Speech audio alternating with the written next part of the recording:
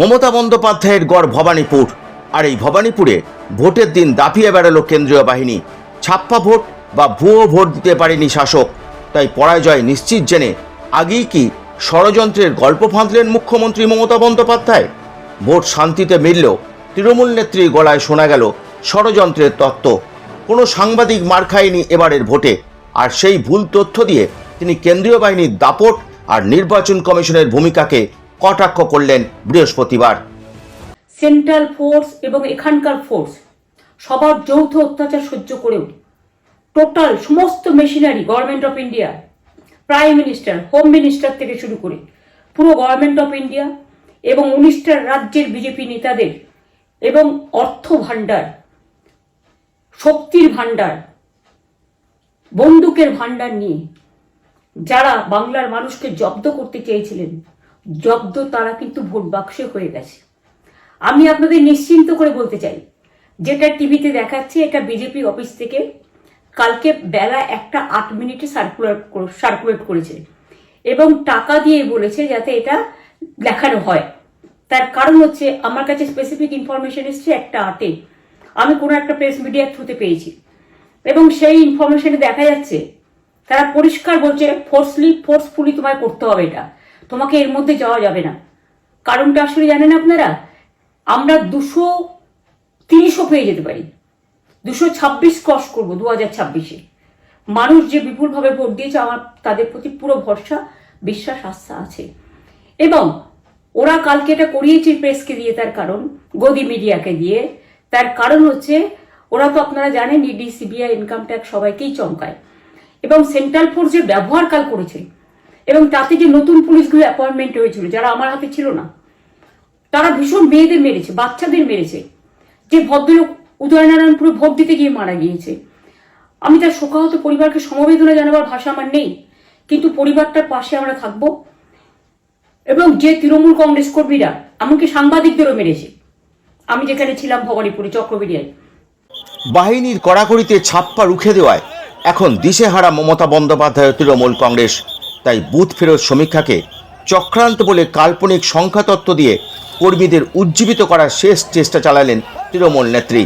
বাহিনীর সক্রিয়তা যখন মানুষের প্রশংসা করছে, ঠিক তখনই তা মেনে নিতে পারছেন না মমতা বন্দ্যোপাধ্যায়।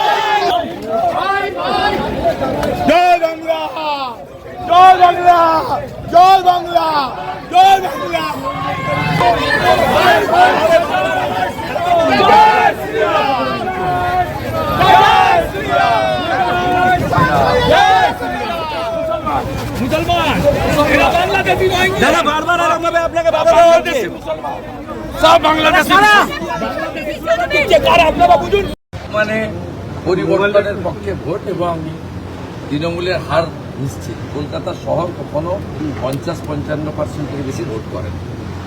মমতা বন্দ্যোপাধ্যায় বারংবার অভিযোগ করছেন যে কোথাও রিগিং হচ্ছে, কোথাও পোস্টার ছিঁড়ে দেওয়া হচ্ছে, কোথাও বাইরে থেকে কেন পুলিশ অবজারভার, এই সব অভিযোগগুলো আপনি কিভাবে দেখছেন?